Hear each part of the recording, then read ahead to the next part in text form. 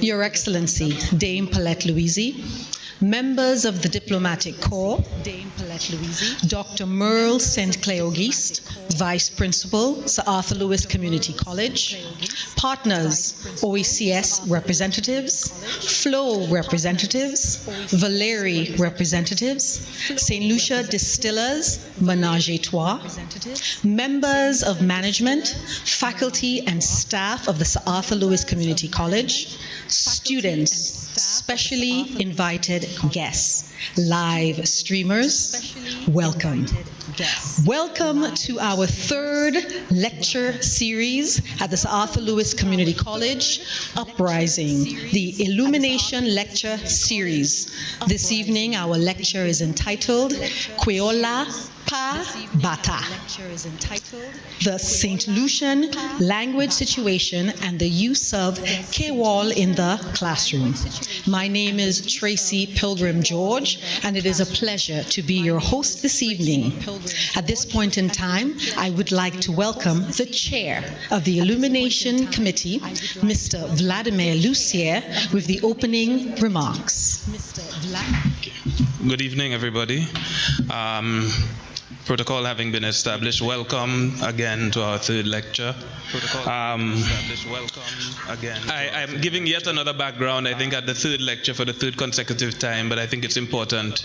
Our audience has been growing both in-house and online, and I think it's important that we re-emphasize each time what we're trying to do here. And I'm thinking of it now in context of the society which these lectures were created to reach out to and to reach out for.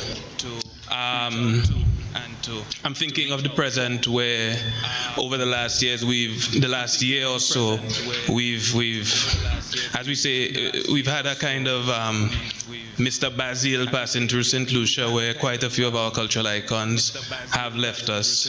Gandalf Sinclair, Derek Walcott, Lebo recently, Francis Lebo de Lima, and Teresa Hall, many people. And I remember on the day that I found out that the FRC burnt, it felt like a death to me as well. But I think a philosophy of my own life is that nothing appears without its opposite. And I think in the midst of all of that happening, there are auguries and omens of rising up from what has taken place. And I think this is perhaps a small, perhaps a big, but a pivotal part of the rising up to do the kind of work that was being done by those that have left, and to take what they have done and to extend on it, and so on and so forth. Okay? And that's the context within which I want us to start to talk about what this lecture series is about. My comments will be brief, but that is the society, and that is where we're operating within. Before I get to the lecture, I just want to acknowledge that while this lecture has grown, it has continued to attract and to somehow create an allure for the generosity of the St. Lucian community. So the St. Lucian community has really reached out to us and helped us in standing tall and continuing what we've been doing. After each lecture, we've had interest, including from persons who have presented and who have lent a hand to us in very, very substantial ways. So our partners, I thank you very much. We'll be acknowledging you throughout, because it would not be possible without you.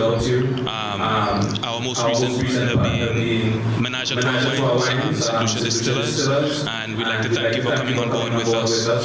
As well as our sponsors who have been with us from the very beginning, FLOW, OECS, Tracy, if I'm forgetting, and Valeri, right? So we want to thank you. So briefly, hopefully, this lecture was started from the Vice Principal's office at Sir Arthur Lewis Community College, coming out of a concern for discourse between this institution, which is supposed to be playing a particular role in the society, being what it is, and being what it is as an institution, but also as the kind of institution it's supposed to represent, which is named after what it has done in the past and what we want to continue doing. So the hope was to extend the hand, not to extend the hand, but to build a bridge to the community, as I've said before, and to have two-way traffic on that bridge, that the community has something to offer Sir Arthur Lewis, and Sir Arthur Lewis definitely has something to offer the society. And these lectures, at the beginning has been Sir Arthur Lewis lecturers who have been doing remarkable work, and who have been wanting for an outlet as well, getting the opportunity to share their work, and no better way of sharing it than with their own society, first and foremost. What is also very important about that, and very important about this lecture series in regards to what I started out talking about, is that we have managed to garner quite a substantial online following. Every lecture that has taken place, we have had really surprising numbers in terms of our live streams, and people have also followed it after the lecture because they're able to access the video via our website, salcctv.org. So that also starts to tell us a little bit about the future. We lost FRC, we lost our archives, but we haven't lost the minds that have created these things. We haven't lost the persons they taught. We haven't lost the society they impacted. And from that society, we are going to extend what has been done. We are going to be a part of what we've done. We're going to help in the revivification of what was there. And online is a great place to do so. So I'm very happy about that aspect of the lecture, that it has established for itself quite quickly a rooted online presence. So that we're not just here, those of us who are sitting in this room, but we're accompanied by, from what I've seen from the last lectures, hundreds of persons online. So the hope is that we create a positive uprising, that the uprising we create is not the one that destroys society, but one that lifts it up. And that is the hope of this lecture. And that is what has come for the last two lectures that we've had. They've been remarkable. Dr. Winston Fulgence, Mr. Rowan John Baptist, they were very, very, very good lectures, very riveting lectures. I was there for both, and hopefully all of you were here too. So this third one will be no less. I have great confidence in the person who's delivering it, Dr. Kathy Debrady. So without further ado, let me move to the next thing on the program and get off the stage. But thank you very much for coming, and please continue to come. Please follow us. Look, check out our website, salcctv.org, and continue to follow the movement of uprising and the Illumination series generally. Okay, thank you, welcome, and I hope you have a wonderful evening. Thank you, Mr. Lucien. And as he just mentioned, SALCC keeps up rising. We keep moving forward. We are now offering, as he mentioned, SALCC TV. And SALCC TV, at this point in time, we now have remarks by Mrs. Surgeon John Baptiste, representing one of our partners, St. Lucia Distillers, Menage a Trois Wines.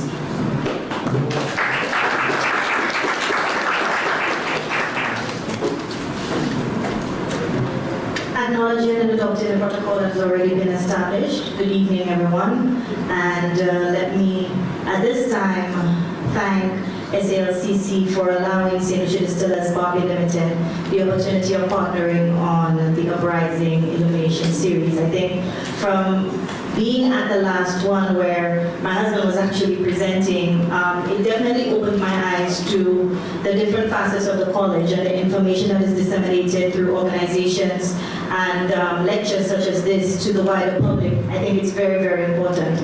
And actually sitting in and being a part of the conversation, because it was just that, it was not just a lecture, but it was a conversation had by persons online as well as persons in the room about what was being lectured on, I think is important for the wider community. And it was important for me as a representative of my organization to be a part and to lend support to this initiative, because we take it very serious in assisting the community in different ways. And this is a very, very important way of starting that conversation. The diversity of topics that are actually being brought forth through these series is important. And for us as an organization, as an indigenous company, it's just one of our very important pillars to be able to assist society and initiatives such as this. So for us, this is a small way of giving back, but to SALCC, I say bravo for an initiative such as this, and we will continue to assist and to build on this partnership that we have begun with this lecture. Thank you. Thank you very much for your collaboration. It seems that the word for tonight is indigenous. I like that word. Indigenous businesses supporting us, indigenous education, indigenous lecturers, indigenous language. At this point in time, I would like to welcome Ms. Epifana Lewis, lecturer from the Division of Technical Education and Management Studies, to introduce our featured lecturer, Dr. Kathy Debordin. Good evening. Dr. Kathy Debordin has been a teacher for the last 20 years. She spent the first half of her teaching career attached to the Cicero Combined School and has been a lecturer of language and linguistics at the Sir Arthur Lewis Community College for the past 10 years. Dr. Debordin is very passionate about language learning and teaching in Creole vernacular contexts such as that which exists in the former British territories of the Eastern Caribbean, and also with equipping teachers of language arts with the necessary skills to function effectively in these contexts. She holds a Bachelor of Arts and a PhD in Linguistics from both the University of the West Indies. Dr. Debordin is currently the head of the Haiti Mission Team and a member of the Planning Committee for the St. Lucia Language Policy and Instruction Conference held in 2017. She has taught a range of language courses within the SALCC certificate and associate degree programs, the JBTE Associate Degree Program and the SALCC UWI Bachelor of Education Program.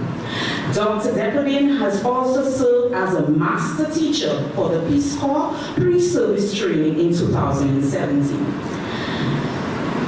She is a member of both the Linguistic Society of America and the Society of Caribbean Linguistics and has presented on the following papers at various forums: the language instruction in St. Lucia, Kweyol and literacy, the vernacular instruction and the development of literacy, an alternative for language instruction in St. Lucia, and the language education in Creole and vernacular contexts. Ladies and gentlemen, help me welcome Ms. Dr. Kathy Debordin. Thank you so much, Ms. Lewis. Messieurs, mesdames, bonsoir. All right. Moi content d'être tous ici à Oswell. Chez moi plein.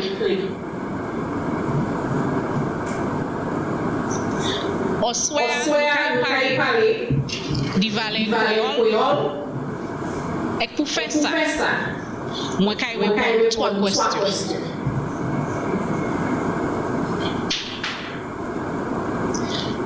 Première question, c'est qui laisse langue Saint-Lucien qui a parlé? Est-ce majorité du peuple qui a vraiment parlé anglais? Deuxième question, pour qui fait ce type de maïs à l'école? Est-ce que ça n'a pas affecté? Et moi ça, l'année yon les autres ici à Oswell, qui des questions ça aussi. Est-ce que ça n'a pas affecté ces maïs? Troisième question. Qui manière exactement teacher supposé instruire en Kweyol? Good evening to our in-house and online audience. It is indeed a pleasure to be here with you tonight. Tonight we will have a frank conversation about the value of Kweyol. To guide this conversation, we will focus on 3 areas. The first, St. Lucia's language situation. The second, the benefits to be derived from including Kweyol as part of a bilingual approach to language instruction? And the third question, how exactly we will approach bilingual instruction in the classroom?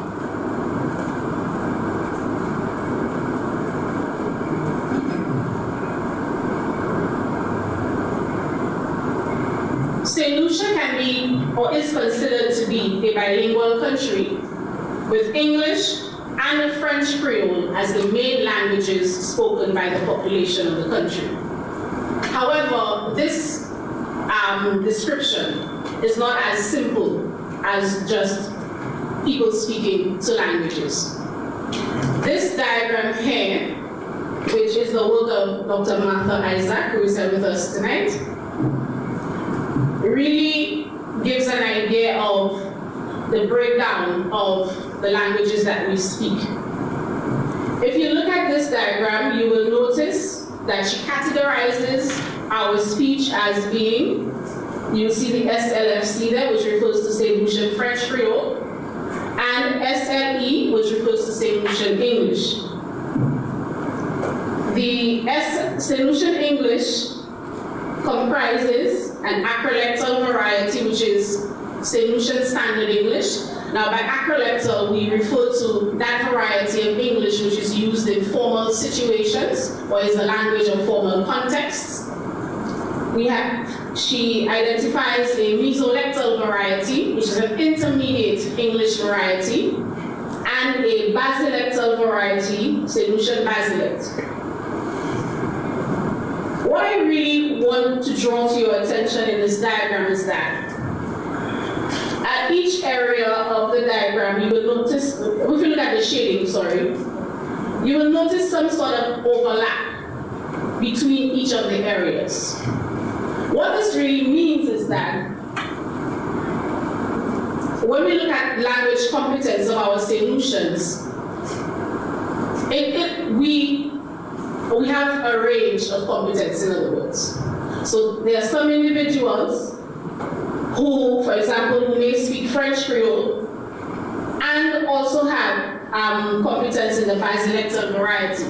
Now, the basilectal variety would be the language of individuals who are pure French Creole speakers but have had some exposure to English, and in their attempts to produce English would produce this code or use this code which has a heavy reliance or a lot of the characteristics of a pure French Creole.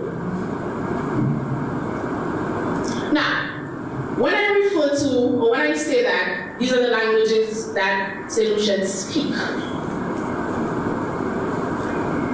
let me now bring in the term mother tongue or first language.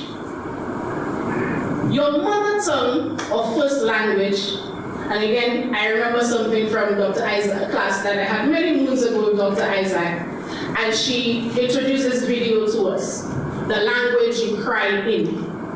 And that has stayed with me from 2005, I believe. Never forgot it. Your first language or mother tongue is that language through which you express your deepest emotions. Là où vous voulez pleurer, là où vous voulez dire un monde content yo, l'homme n'a pas choisi, ou bien choisir, c'est langue maternelle. That is your mother tongue. For some of us, that language is Kweyol.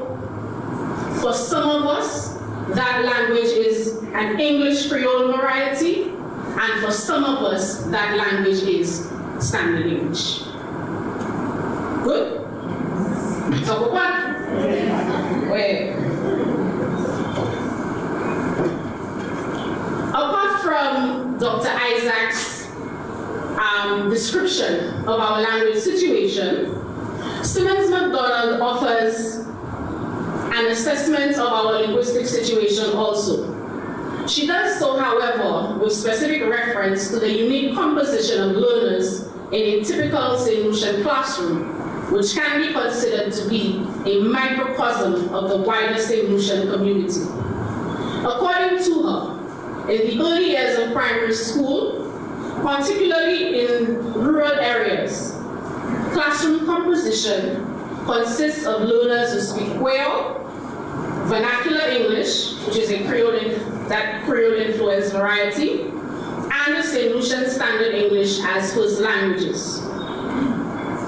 She also makes the point that those children who live in urban areas are also likely to possess one or more of the three codes when they first enter school, although it is likely that these students will have greater competence in St. Lucian Standard English or in the Creole influence variety, which is the Creole influence variety.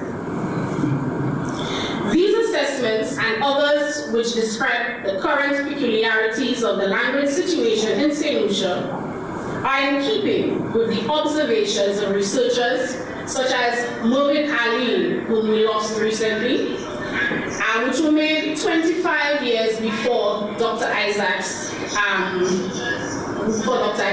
described our language situation.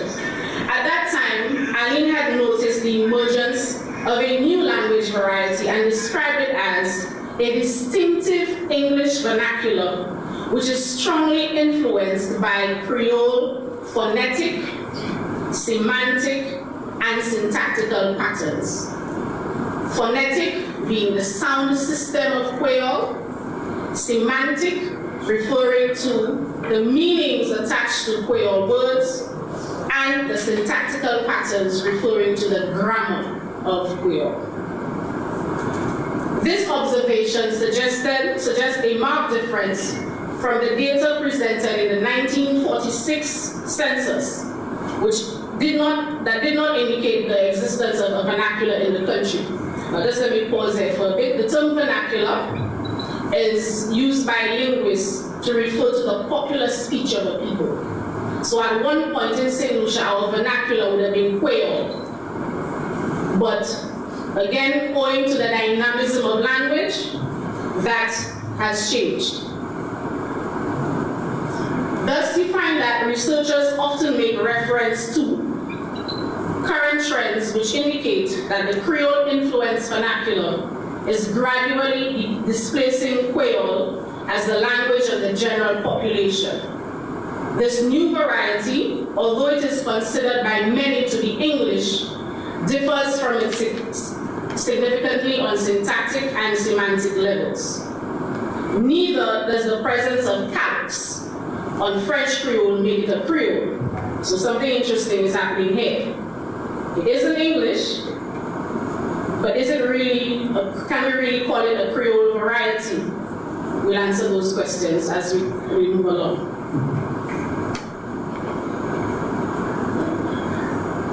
I just want to point out a few things to you. This English Creole variety, Creolized or English Creole variety has been based on the sources that you look through. You will see it referred to by different names. Some linguists refer to it as St. Lucian English Creole. Some, well, particularly Paul Garrett, the vernacular English of St. Lucia, Bristol. The St. Lucian English Vernacular, or SLEV, which is Professor Simmons McDonald's designation, and St. Lucian Creole English. All of those terms basically refer to the same code. But individuals will choose to use a particular code for specific reasons, a particular name, for specific reasons. Garrett, for example, calls this, as I said, a Creole influence variety. So he calls it the vernacular English of St. Lucia. It is his position that although this language variety bears many non-standard features, which are also common in Caribbean Creole languages, it differs from them not only in terms of its socio-historical origins, but also because its features reflect, again, phonological, semantic, and syntactic influences of Kweyol. The genesis is thought to be Kweyol. It has also been suggested that the emergence of this language variety is rooted in learners' attempts at producing standard English. For example, Garrett argues that the genesis of the vernacular can be attributed to monolingual speakers of Kweyol who had limited access to English, passing on their heavily Kweyol-influenced English as a second language to their children, whose access to English was otherwise almost as limited in many cases as it had been for their parents. It must be recognized that the existence of the vernacular, and I'm going to use the nomenclature SLEV, also underscores that St. Lucia, like most of the English-speaking Caribbean, is also defined by the existence of a bi-dialectal situation. Now, this is where it gets a little ticklish. We have a bilingual situation because of the existence of Kweyol and English, but within that, we also have a bi-dialectal situation. And I'll explain. Linguists use the term dialect to refer to or to mean a variety of a language. That is different from the everyday use of the term, where individuals use dialect to refer to oral language. Right? Sometimes people say, oh, she's speaking dialect. When we use the term, we use it very differently. Now, a bi-dialectal situation exists when the natural language of children differs from the standard language aimed at in schools, but is at the same time sufficiently related to the standard language for there to be some amount of overlap at the level of vocabulary and grammar. So for that reason, some people would consider that the English variety, the St. Lucian English variety, SLEV, the vernacular variety, to be like a dialect of English because of those similarities. So hence why I would say we have this bilingual situation coexisting with a bi-dialectal situation. So think of our children. Just let that sink in a bit. They either have this as their first language, or the language they think in automatically, the language that they're able to express themselves in without a second thought, the language that they can have continuous discourse in is either Kweyol, the St. Lucian English vernacular. However, when they get into the classroom, we say to them, those languages which you know, those languages which allow you to express yourself, we do not want to hear them. You now have to function in standard English. And you have to function almost immediately by displaying literacy skills in standard English.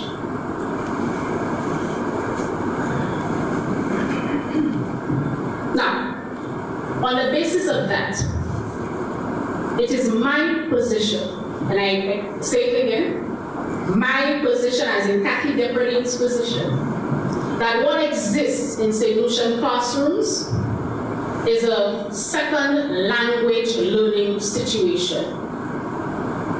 And it is because before I go there, let's talk about the distinction between acquisition and learning. When we speak of language acquisition, that refers to the incidental process of internalizing a language. That incidental process which does not require you to focus on form or grammar. That incidental process which only requires that you focus on meaning. That is acquisition. As opposed to learning, which is the deliberate study of a language with deliberate focus on form, deliberate emphasis on learning structure or grammar. And if you think of the context in which those two processes occur, acquisition occurs in an informal context, while language learning occurs in formal context, one of which is the classroom. Hence, and that has to happen. So going back to my point about language learning. We have a language learning situation in St. Lucia because whether a child comes in as a first language speaker of Kweyol or a first language speaker of the St. Lucian English vernacular, that child, in order to gain competence in standard English, will have to engage in the deliberate study of the structure of standard English in order to become competent in that variety. We cannot escape that.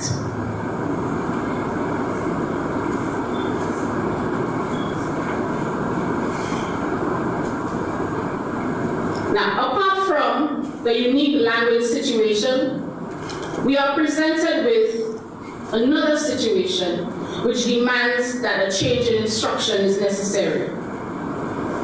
A perusal of local examination results, such as the results of the language arts sections of the national assessment examinations or even common entrance, points to the inability of many infant and primary school students to retain satisfactory marks on components of these examinations, such as main idea and expressive writing. Now this was, as you would have heard earlier, I started off as a primary school teacher. It was during that period of my career that I was afforded the opportunity to participate in the grading of national examinations. And what I noticed over the years was this. When students had to complete the sections of the language arts exam, which required them to break down language into parts, separate skills or separate areas, such as vocabulary, spelling, sentence structure, their scores were very high. Those are the sections out of 10. However, when they were required to use language holistically in expressive writing, or even to express the main idea of a passage, that is when we see problems. So there's this sort of disconnect.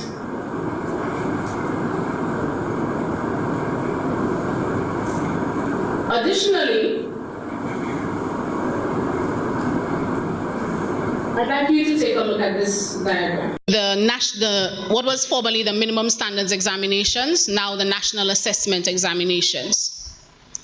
What I have here are the means in language arts for grade 2 students between 2003, well, from 2003 to 2013. And on the other side, the means in language arts for the grade 4 students.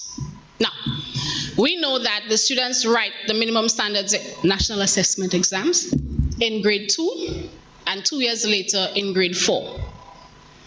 What I want to point out is that the national means of what would have been, so for example, I've named the cohorts A through K.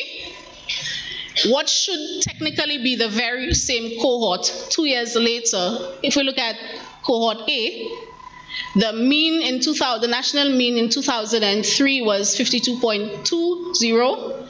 The national mean in 2005, 50.55. And as you go down the line, you will notice the means for each cohort of students 2 years later is lower than the mean when the students were in grade 2.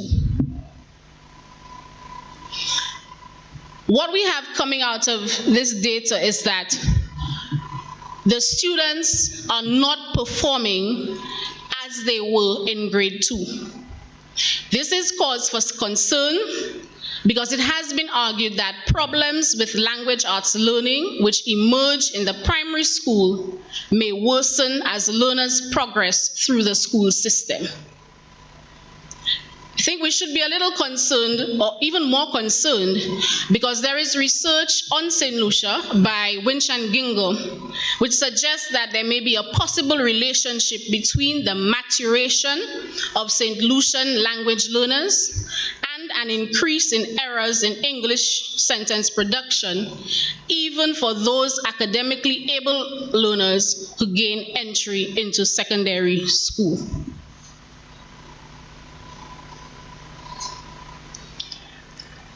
A little further and look at our CXC reports on the English A examinations.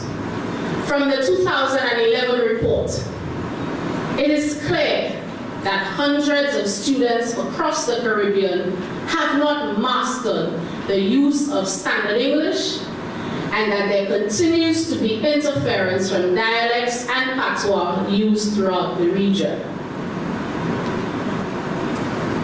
That report goes on to say, for students who almost abhor reading, some methods must be found to encourage the correct use of language. From the June 2013 report, there is a tendency of students to express themselves in essay-type questions using the vernacular of their countries of origin. From the 2015 report, candidates had challenges with mastering syntax or the grammar of standard English and to express themselves clearly.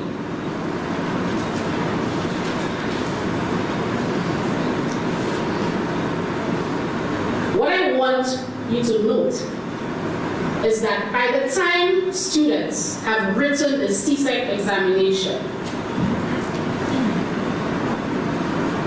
they would have been in the school system for a period of 12 years.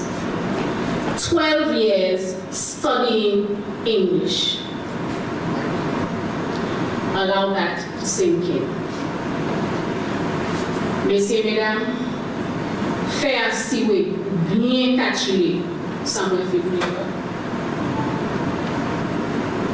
The fact that many of our students have problems with standard English at the end of their secondary school tenure seems to be a reflection of the absence of an important component of their learning situation. This component may very well be linked to the quality of exposure to English which the students receive.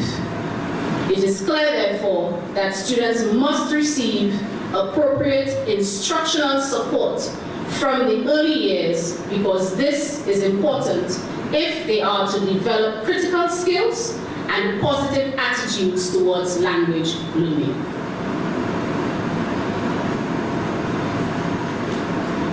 Now, given the peculiarities of our language situation and those problems which I've highlighted that are faced by our learners in the classroom.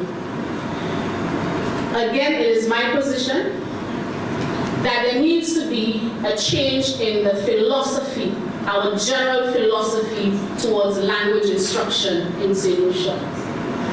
That change in philosophy to language language instruction, has to take into account those practices which will enable our students to achieve competence in the standard variety. We must also look to the adoption of a language policy which is based on our learners developing full bilingualism in Kweyol and Standard English. While traditionally the use of each of these languages has been limited to specific contexts, a language policy which seeks to equip and empower citizens with the two languages would result in a redefinition of their roles and context of use. In addition, out of all the alternatives for bilingual education, which Dennis Craig puts out, Full bilingualism is the option which would facilitate the realization of the most benefits for users of St. Lucian Standard English and Kweyol. If we move to adopting a clear language policy or a language policy, this would also aid in dispelling the negative attitudes towards Kweyol and the vernacular, and by extension, would aid in establishing them as critical for instruction, especially in the language arts classroom. This has occurred in many countries. For example, significant gains have been made because of the adoption of a language policy for the Seychellois education system.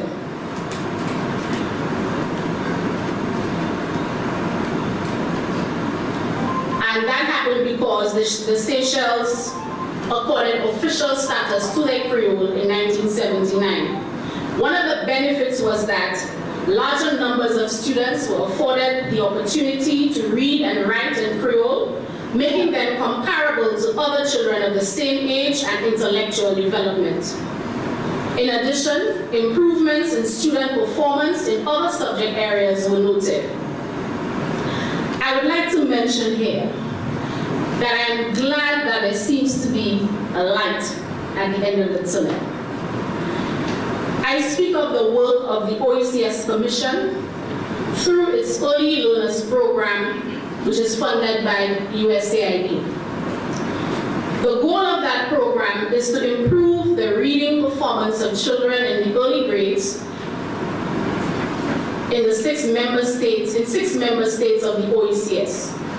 One of the specific outputs of that program is the introduction of appropriate languages of instruction to teach reading in the early grades.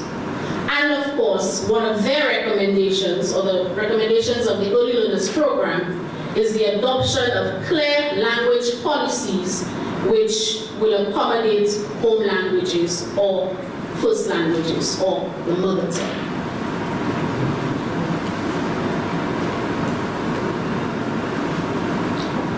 We now move on to the general benefits of bilingualism.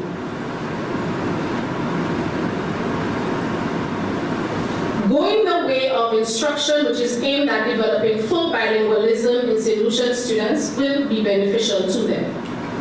For instance, a hypothesis called the linguistic interdependence hypothesis proposes that second language skills are only superficially distinct from those of a first language, and that at some fundamental core, they are interdependent or are in actuality the same. Thus, once an ability or skill has been acquired in a first language, it does not have to be learnt over or reacquired in a second language. In fact, skills may be transferred from one language to another. This occurs because literacy in a first language has a distinct advantage of benefiting from a language system which is well developed well before the onset of literacy instruction. The skills which can be transferred from a first language to a second language include learning to recognize that letters mean sounds, making sense of words as parts and wholes, syllables, onsets, rhymes, etc. Making sensible guesses at words given a storyline. Understanding the meaning of sentences from a string of words and moving from left to right across a page. You can transfer all of those things from a first language into a second. It is this thinking which forms the basis for arguments of the occurrence of cross-linguistic transfer of literacy skills in bilinguals as a benefit of bilingualism. For example, research by Simmons MacDonald, which examined the biliteracy development of French Creole speakers, supports the position that literacy skills are transferable across languages. In her study, literacy in Kweyol was found to assist in reading development in English. The results from my own research on the influence of vernacular instruction on the literacy development of kindergarten, grade 1 and grade 2 students of a selected school in St. Lucia yielded similar results. That research tested student performance in English and Kweyol by measuring 2 literacy indicators, reading accuracy and phonological awareness in both languages. The results which I gathered for the grade 1 and grade 2 students who formed part of my sample. What I want to draw to your attention is that for each of the students, Gina, Harriet, Ivan, Oswald, Paul, Quentin, and Jaden, you will notice that I have an L1 and an L2. It was necessary to determine whether or what each child's first language was, and whether the children did have competence in a second code. Now, you may ask, how did I do that? I had to do 3 things. Because those grade 1 and grade 2 students had already been at school, some for 1 year, some for 2, I interviewed their school principal, their class teachers, their parents or guardians, and the students themselves. So for the teachers, the principal, and the guardians, I would have asked questions such as, what language do you speak at home? I needed to get information from all of those sources to serve as a sort of triangulation of the information. What was most important was collecting speech samples from each child. Once those speech samples were collected, then they had to be analyzed. And they were analyzed on the basis of the features of the language which the students used to answer the various questions that they were asked. So on the basis of a sort of an oral, they were asked oral questions, I recorded, transcribed, and looked at the features that they consistently used in order to determine whether a child spoke Kweyol as a first language, whether the child spoke Slave as a first language, or whether the child was competent in both codes. Good? Now, some of that was done before I applied any interventions or instructions in both Kweyol and English. At the end of the intervention,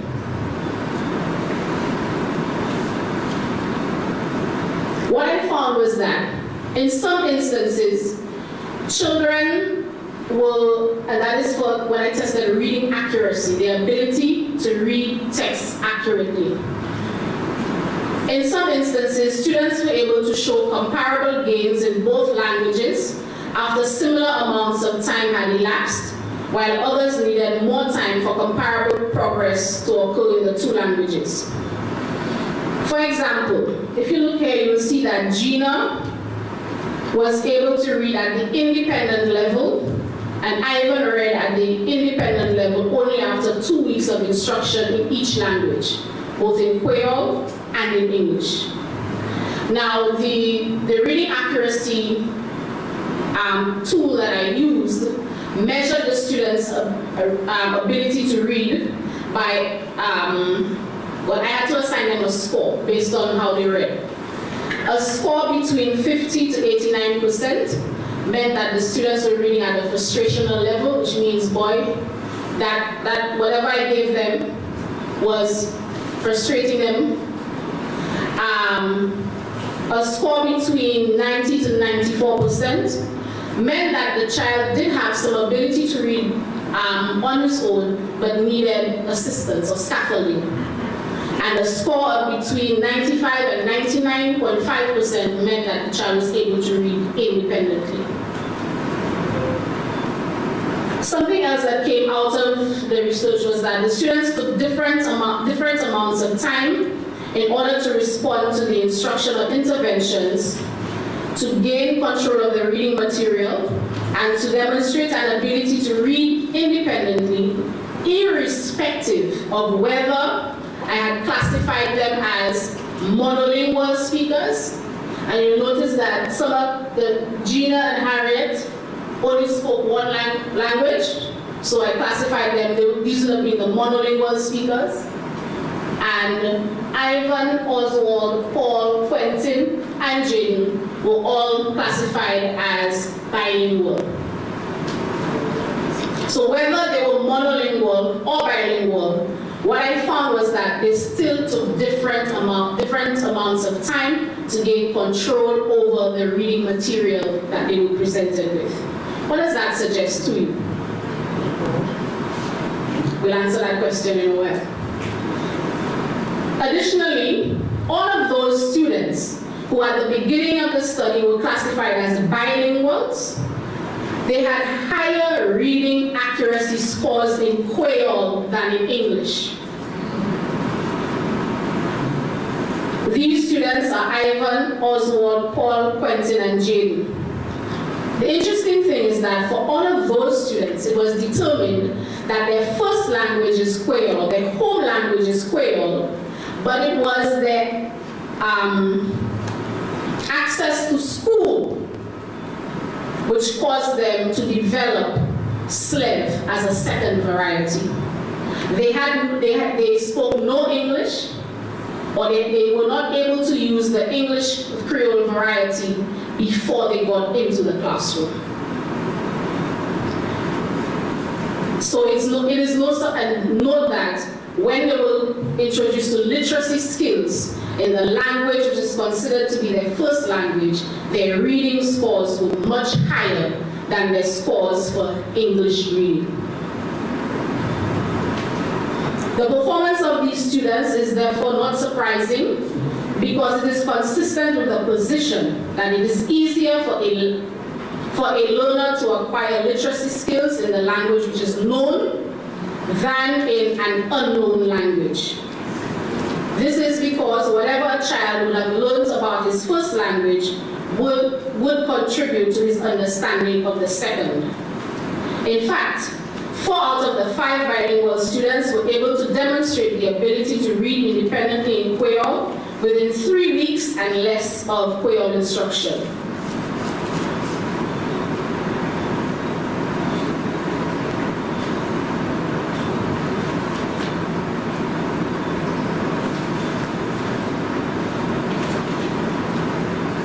That the students took different amounts of time to exhibit the desired behaviors is an indication for the need for instructional planning to suit not only the diversity of the classroom with respect to the first language, but also to suit the diversity of the classroom in terms of ability and progress. We cannot continue to instruct our students in the language classroom with the whole one-size-fits-all attitude. We have differing abilities. Students have different first languages, so our instruction has to match the reality of the classroom.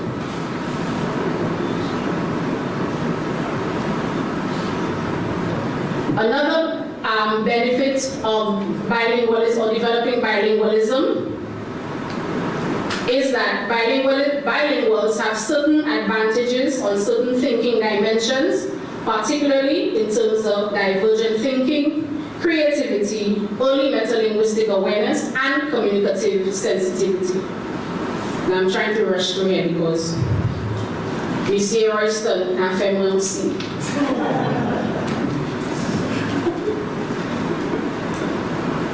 Let's go to the benefits which would be specific to the solution students. If we do take on this bilingual approach to instruction, our Kweyol speakers would have the opportunity to gain literacy in their first language and would be able to transfer those literacy skills to standard English and to the learning of other languages. Those students for whom SLEV, or the English vernacular, is a first language, will have the opportunity to understand the fundamental differences between the Creole, the code which they use, and the standard variety, and will also be able to develop bilingualism in Kweyol and English. For those students, and that is a small proportion, for those students who do come in with standard English as a first language, these students will also have the opportunity to become bilingual and biliterate in their first language and in Kweyol. And these students will also gain an appreciation of a language which is an inextricable part of what it means to be truly St. Lucia. What you will realize is that across the board, each speaker will be catered for. Each speaker would develop biliteracy and bilingualism. Each speaker would be better placed for the learning of subsequent languages. Each speaker would gain a deeper appreciation for what it means to be St. Lucia.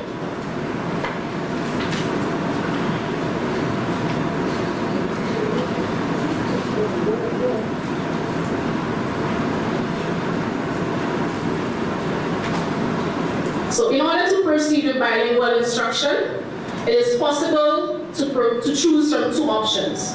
The first option is a phased program, such as what obtains in the Seychelles, and in some instances in Haiti. And I can think of one school in Haiti called ADECA, which is the Haiti Children's Academy, which I had the pleasure of visiting. What happens at the school is that students are exposed to Creole instruction for the 2 years of elementary school or the 2 years of infant school, and for the years after that they're introduced to English and other languages. So it is ensured that they gain full literacy in their native Haitian Creole first, and then they are introduced to instruction in English and Spanish and French also. That's at ADECA specifically. The other option we have for approaching bilingual education is a concurrent program in which daily instruction would be divided for a set number of hours between Kweyol and English instruction. A concurrent program is suitable for the situations which we face in St. Lucia, either that we have homogeneous groups of maybe only English vernacular speakers, or homogeneous groups where you have Kweyol speakers, vernacular speakers, and standard English speakers. There is a tripartite model. There is a tripartite model which has been suggested by Simmons McDonald, and it allows for the instruction of those three groups, as I said. For Kweyol speakers in the early grades, the focus would be on developing emergent literacy in Kweyol, and in the later grades, it would be on increasing literacy in English after they develop communicative competence in English. The other two models which cater to speakers of SLEV and St. Lucian Standard English would focus on developing academic language proficiency and communicative competence in Standard English and Kweyol. This can be achieved by exposing children to a rich literature source, or rich literature from all three sources, which would allow for the comparison of expressions in the three codes, or what we call contrastive analysis. The text with SLEV, though, the English vernacular, would have to be used cautiously, because if they are used inappropriately, what they may do inadvertently is reinforce SLEV structures instead of standard English structures. That is why there is a general suggestion from linguists that when you have situations where your vernacular is closely tied to the standard variety, these situations are not best suited for developing bilingual programs. There must be that difference. So if you look at Kweyol and English, the developing bilingualism in these two languages would be more appropriate, or that's what we would go with. Additionally, the bilingual approach would lean heavily on constructivist activities, which would allow students to construct the grammars or syntax of the languages under study. So they construct on their own. They discover patterns in language on their own, as opposed to you telling them, you need to put the verb here, it cannot have the verb, the adjective has to come after. No.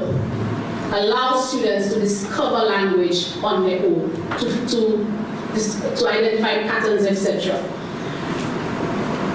The instructional activities will also have to foster collaborative learning and should be part of a balanced approach to literacy instruction. Now, for any teachers here, you may be thinking that sounds like hard work. Yes, it will be, because it calls for differentiated instruction in the classroom. You decide what your students come in with. So the curriculum should not determine necessarily. The curriculum, yes, will guide in terms of content and suggested activities, but your students should drive instruction. The characteristics that your students come in with should be taken into consideration and not totally ignored in order to instruct them. Thank you. Un homme parti. Changer souple. Est-ce que vous comprenez le mot bata? Bata, en anglais, nous dit bastard, illegitimate child. Kweyol pa pièce bata. Respectez Kweyol. Yes.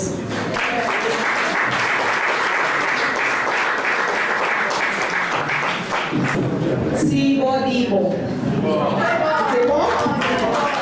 C'est bon. Merci.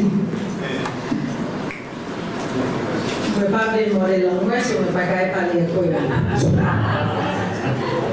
At this point in time, we would like to invite Her Excellency Dame Paulette Louise, who has been a champion of the Creole language, to aid in the discussion of this very riveting conversation that we've been having about our Kweyol language. We have a mic that will be in the background here. Please raise your hand and indicate if you would like to ask a question. Thank you. Good evening, everybody. It's a pleasure to be here this evening. And having listened to Dr. Depredine, I'm sure that you are just itching to ask your questions,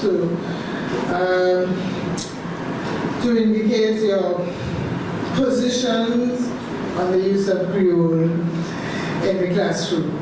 Now, I was happy at the end of perhaps Dr. Depredine should have started with explaining what the first part of the topic was, Kweyol Bata.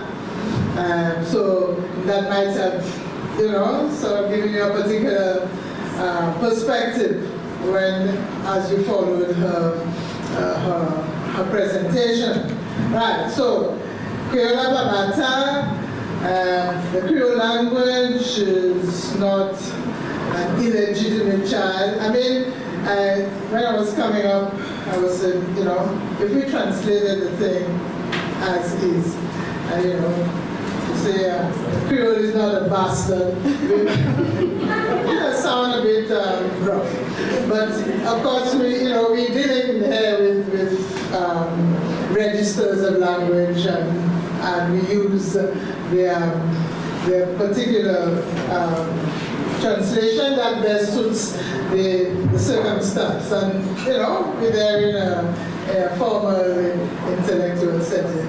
So, the Creole language is not an illegitimate entity in our language situation in St. Lucia, and as such should be given its proper place. So the question now, this debate is as old as the hills, and the question now is, having listened to Dr. Debrodin, having followed her arguments and her presentations, has she swayed anybody? If you came in thinking that, there we go again, were we able to change your minds? Because the question was always, where is the proof? We say, you must introduce first language in the school system because. Well, she has given the becauses, and so the question is, have we been swayed? And if we have been swayed, what is the next step? So I would like at this point to open the floor to ask anybody who wishes. Yes, Miss. Hi, good night. Good night.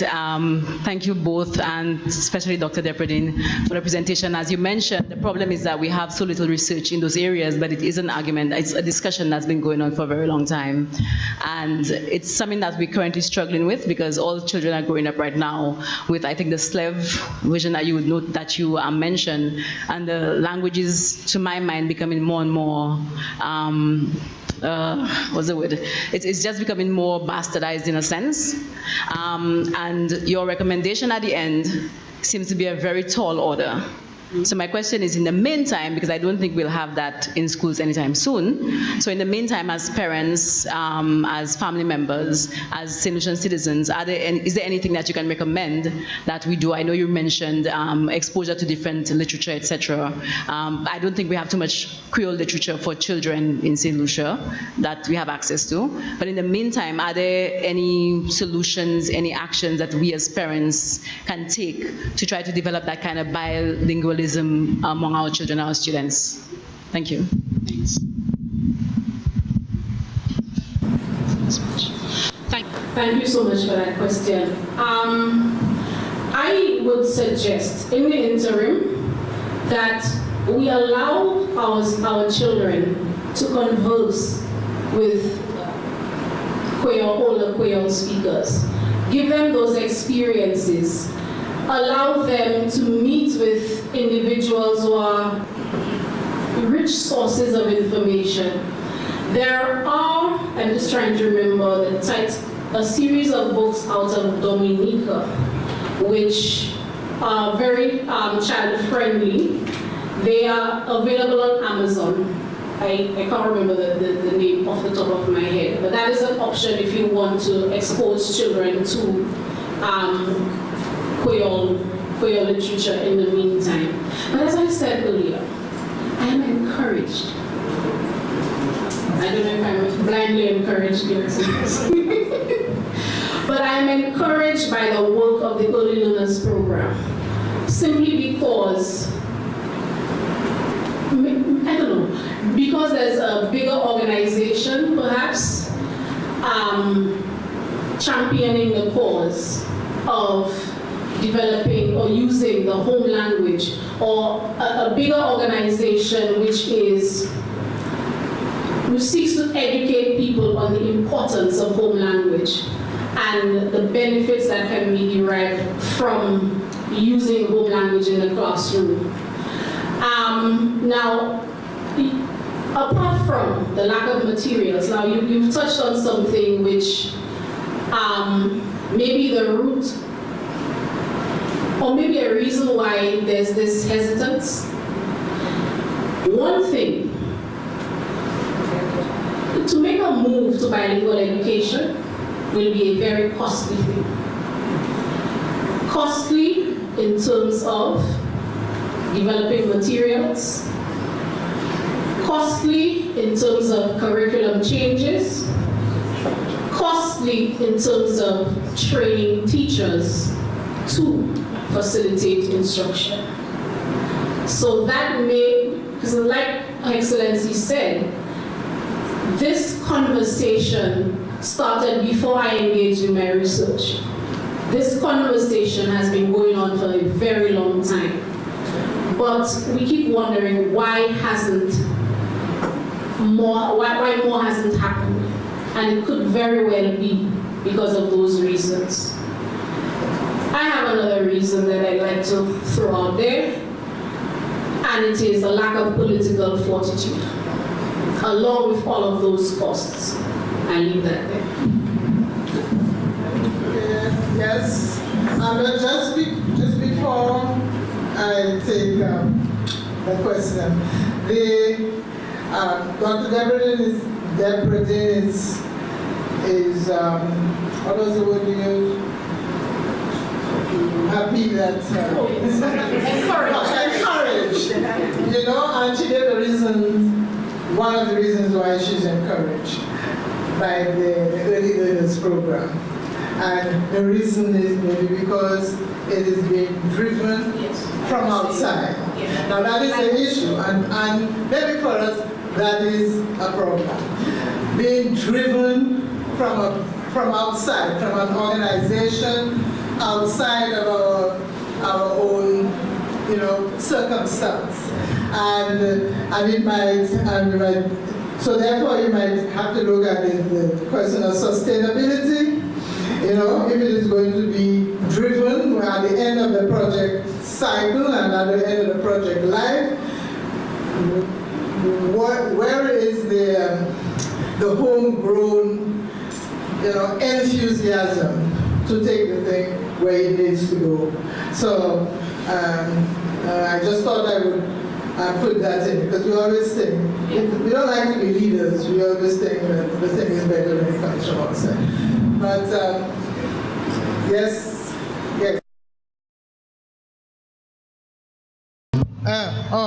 Where's this? Oh, that's where you.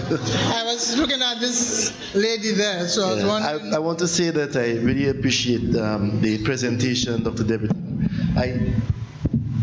I felt a delight, and I was able to feel also a kind of a faith and passion in your delivery. So I was encouraged by that. Yeah. And having Dame Paulette as our chair, I think, is really, you know, magnificent, really good, because she's such a champion of Kweyol, has been, and she's attempted to bring a lot of dignity to the discourse, to the language, etc., in her former capacity. The question I was going to ask, incidentally, while I was waiting to ask it, you began answering it. Because I was going to ask, from your observation of St. Lucian Society, your studies, what really is the problem? Why, after all this work that has been done, all this research, all this talk, over so many years, why are we still at that point?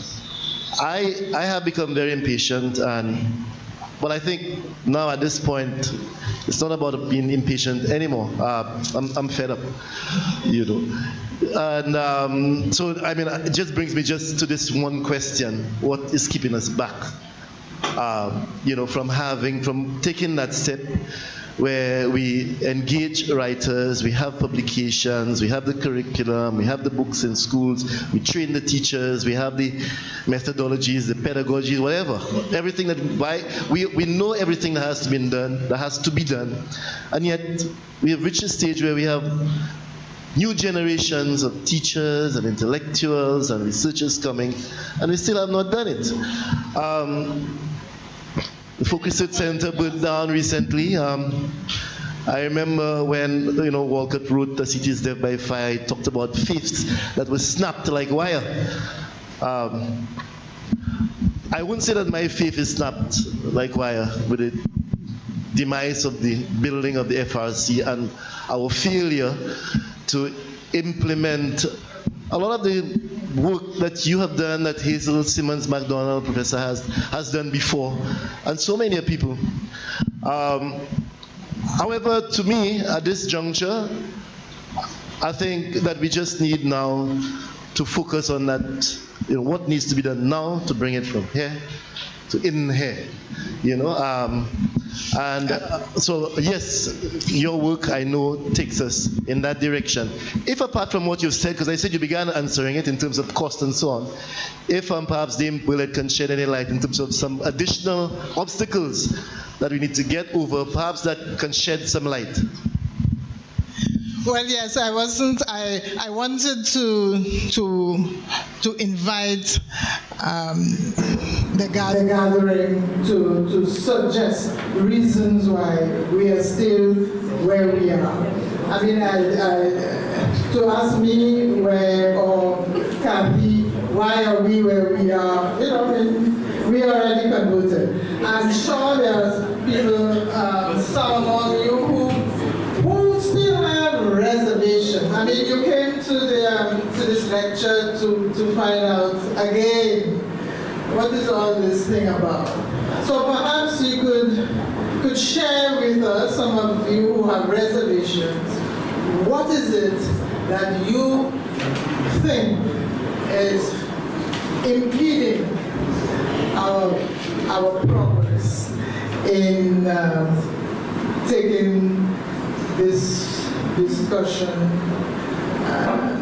to the next level? Because it is a discussion, and it keeps being a discussion, and we want to see some kind of implementation. So I think if you tell us why you think, what are your particular reservations, and then we'll probably be able to move from there, because I'm sure there are doubters still. There are still doubters. Somebody has the mic? Yes. Yeah. Okay. Talking to the converted and all the We're talking to all the choir boys. Yes. And everybody knows Melinda and Alexander. Yeah.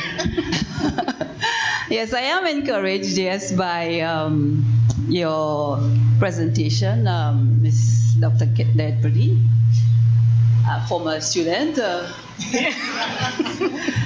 and encouraged that more and more young people are studying linguistics and studying Kweyol at the university. I want to thank you for your findings, presenting us your findings. Are you hearing me? Not hearing me.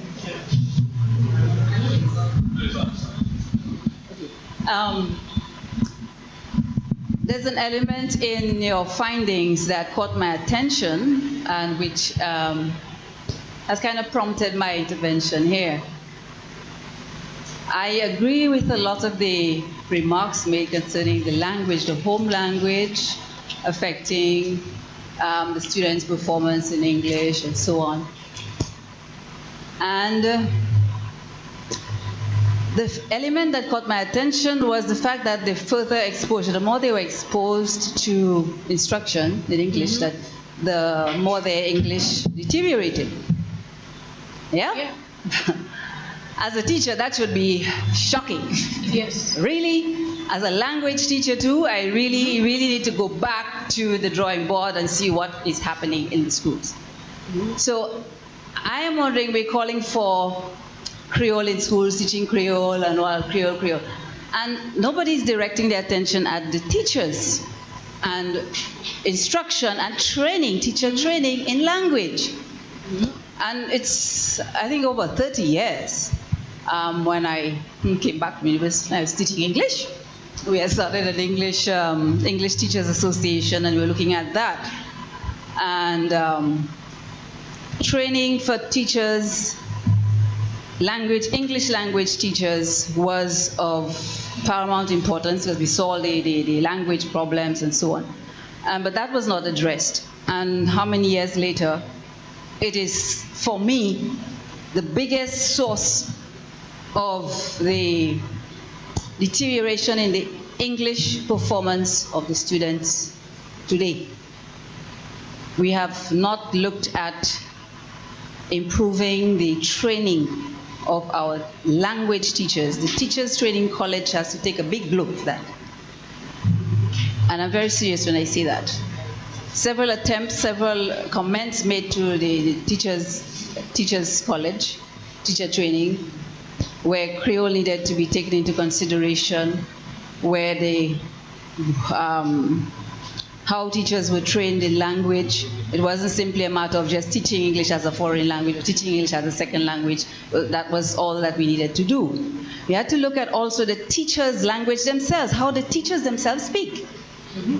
the teacher, as you said, the children learn in a formal learning situation has a big effect on the children. How they speak. They speak like the teacher. And what they pick up in school. A lot of my Creoles I learned in school, in school, not so much at home. But if the teacher herself has not mastered the standard English herself and has mastered techniques of teaching English that are effective, it is highly unlikely that she will be doing a good job at teaching English, standard English, the way we want it to be taught so that students can be speaking it effectively. I see that also, not just in the English and the Creole here, but it's also in Haiti, also with the French. The Haitian teachers who speak Haitian Creole and speaking and teaching, they try to teach it in French in Haiti. So it's a common thing. The teachers are a big source of what kind of performance you're going to get out of the children that she's teaching. And I see it in French language too, teaching French. If the teacher herself has not mastered the French language, the phonetics, the production, the children are going to suffer. You're not going to get a perfectly teach a child who's speaking the English or the standard English you want if her teacher is not doing a good job and is not speaking a level of language that is required to get that performance. Yeah.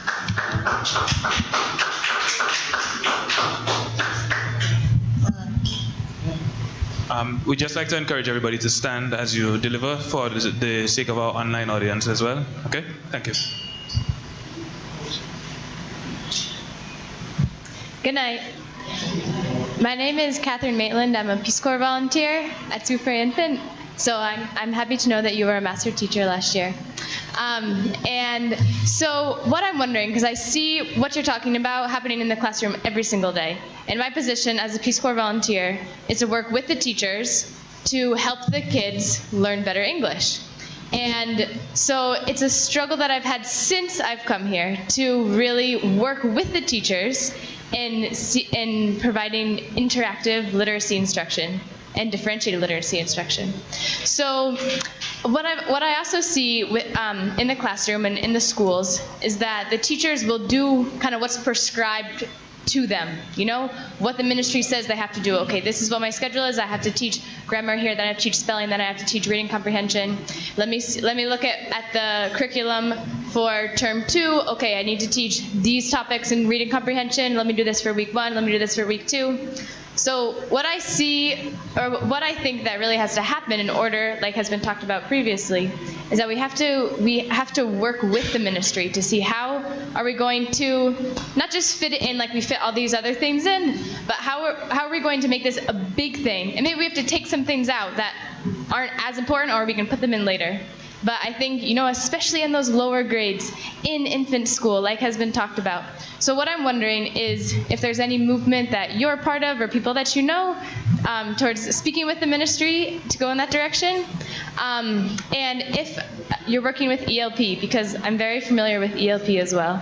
And I've been to many ELP workshops, and the only thing that has really been talked about with Creole in the classroom is just saying, you know, having the kids maybe say a sentence, say what they're thinking in Creole, and then say, okay, now let's say it in standard English, and let's write it in standard English, which is better than just saying everything in standard English, of course. But if, as you're talking about, having maybe half the time in Creole and then half the time in standard English.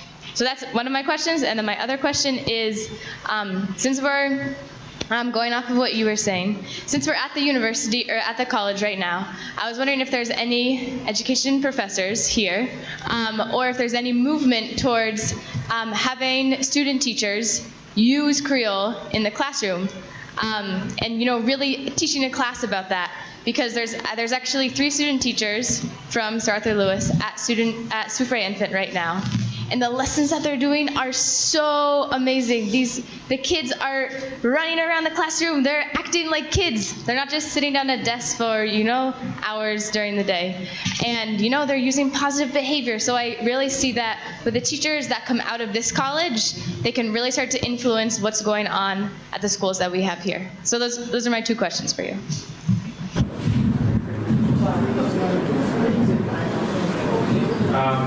Yes, you can go ahead and answer the question. Afterwards, I will just read one of our online comments and then go over to the next in-house question.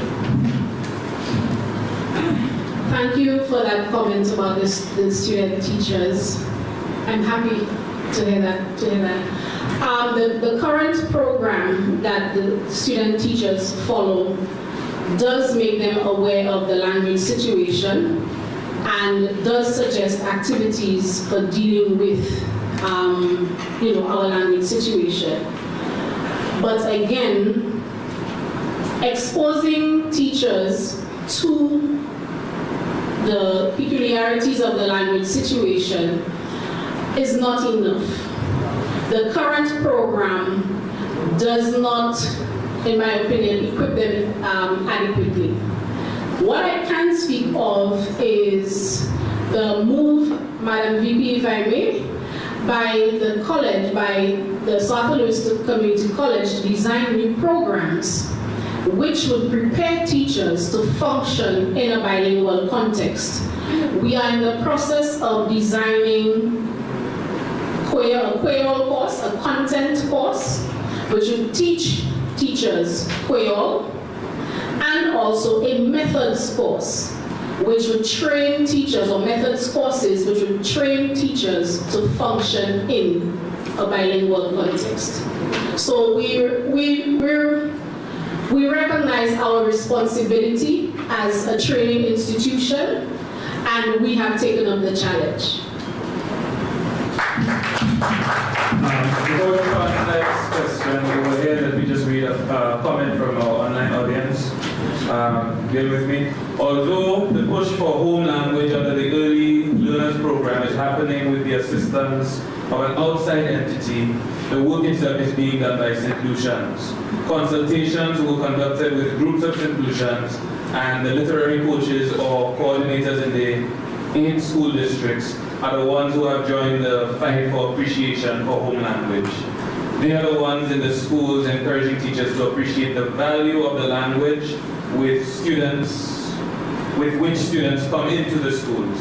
Teachers are coming to appreciate that our children already are literate in their home language, and they are now eager to find out how they can use students' home language to effectively teach them another language. The adoption of the national language policy would go a long way in helping the education system to establish definite strategies for using all our languages. We are ready to move once that language policy is adopted, and French Creole is an official language. That comes from Angel Catlin. Sorry, I'm supposed to be host, but I'm just done. I'm so inspired by what you're saying. So one of the things children who's a strong advocate of reading every single night and reading a variety of different books. Where are my Creole children's books for me to read for them? I go to Barbados and I go to a library, I go to a bookstore, and I am able to buy a variety of books about cricket, about folklore, children's books. Next month is reading month. And at various schools, there will be reading out loud sessions for children. How many of the schools will be reading Creole children's books? Now, I don't want to put fire on my friend, but I have a friend who writes children's books, and they're being translated into Spanish and French. Are they being translated into Creole? So at home, if I can find the resources and start at home to show my boys the relevance and the importance of Creole in reading, then afterwards, when they come to school, they are more open to that. I think that we have to start from the cradle with the Creole language, not in the schools. This is an afterthought. Now you're forcing it down their throats. But from home, they know that I can read a Spanish textbook to them. I can read Dr. Seuss in Spanish now, Dr. Seuss in French. Why are we not translating these children's books into our Creole language to show them the importance? That's where I would start. That's where I would put the value in starting. So Dawn, that's pressure on you. The next book we translate of Peanut is going to be in Creole. Or how about Dr. Seuss? May I just say something here? We do recognize that there's a dearth of children's literature in Kweyol. One way I think we can go is to develop literature through the schools, and I'll explain how. It was something we saw in Haiti. When the schools started with instruction in Haitian Creole, they faced the same problem. There were no children's books. So what did they come up with? As part of instruction, the children are creating their books. The children who are fluent in Creole are putting their thoughts down. So they are not only writing the stories, they are putting in the accompanying pictures for those stories, and they are publishing them. So once the children publish, these texts can be shared with the schools and they become resource material. That is one way to go. And it's also not quite fair to say that we don't have any children's books. I mean, yeah, you got to start somewhere. We do have a series. Yes, our childhood with Michael Walker, and started with Ready, the folk tales, which we would normally have our grandmother, say to us. So these are well, I wouldn't say they are available, but they were developed. But I think it was really lack of interest. Well, I have to admit it's a few years ago, lack of interest in pushing that initiative that, resulted in, the disbandment of the publishing house.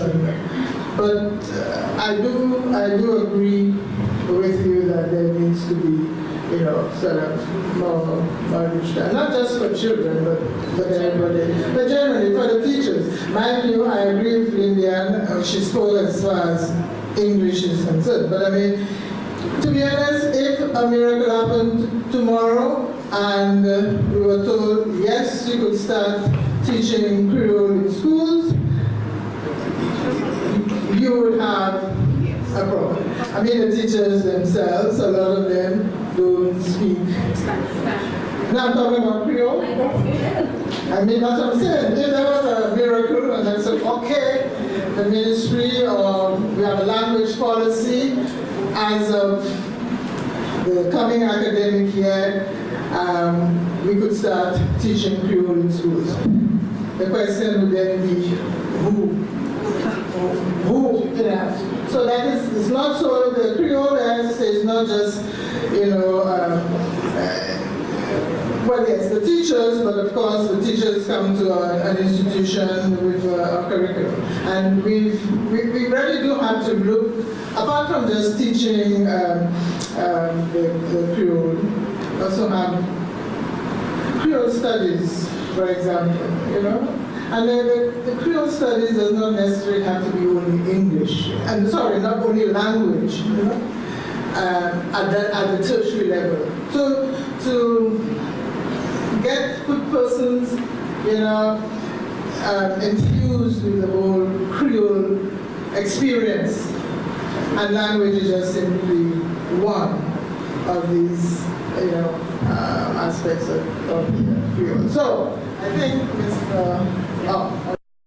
Epifana Lewis. Just more of a comment, more than anything else, with regards to what Lindian said in terms of the teachers being trained. I think we have an even bigger problem when it comes to the impact of technology on the way that our students speak, or write rather. Because in the classroom, I sometimes communicate with my students via WhatsApp. And it's so difficult to get them to write properly. For lack of a better, they've unlearned everything that they have been taught. So you find people's simple, like you have the word that, D-A-T. Some of them just change a complete word and put in their own words. Now you have that, in addition to have that, the issue with the teachers, but that's an even bigger problem because now you find that the English language is deteriorating. They're not learning They're learning, it's a new language they're coming up with. It is. Yes. Thank you. So we have some already. We have one done, and we have another one here, and then we take one from online, and then we start to kind of simmer down. Sure. Thank you very much. First of all, I am a little surprised by some of the things I'm hearing at this time. I think we need to use the technology because there was a time when it was necessary to have a publishing house to publish your storybooks and so on. I think the idea in Haiti where the children are actually writing and putting it on and so on, I think that is the way to go. But I wanted to make a more fundamental point actually. And it had to do with some of the reasons, or at least one reason, that I am not very optimistic that we will make a big change.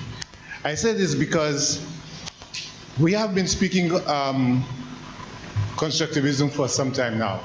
In fact, we started it first came about when we were looking at mathematics. The idea being that we ought not to just teach the children how to do certain things, addition, multiplication, and so on, but that what we really ought to do is to provide them with the experiences that will allow them to develop, as you said, understand the structures and come up with the structures and principles. However, I believe that the education system in St. Lucia is not particularly geared towards being equitable.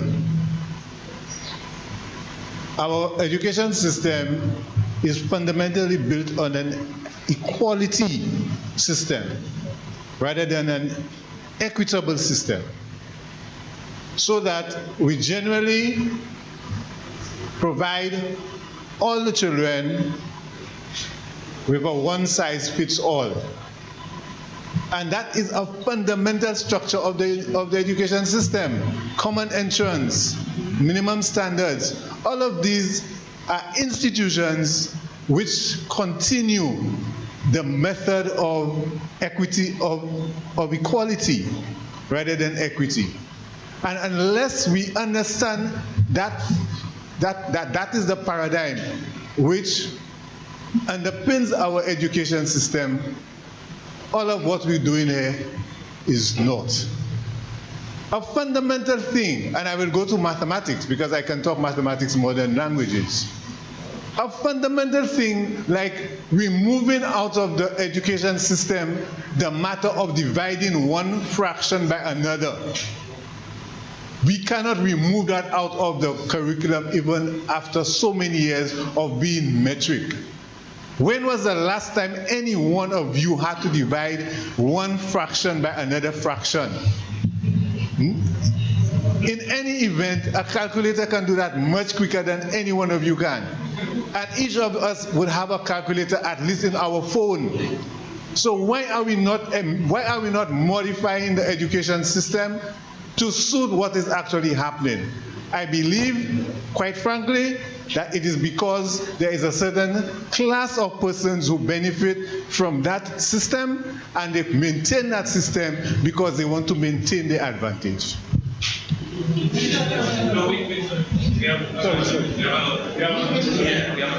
Okay, so we go, I think it's Dawn and him, and then we go to the online. Okay, so may I say something? Yes, sure. And let's just comments, questions. Let's get to it. Bring to the point. Thank you. I'm glad that Mr. Dolo made his comment about the education system in St. Lucia. I will stand by saying that we need to answer one question. What is the purpose of education? Why are we educating our students? To what ends? And that is why I mentioned a need for, what is our philosophy for educating our students? What do we want to gain out of that education?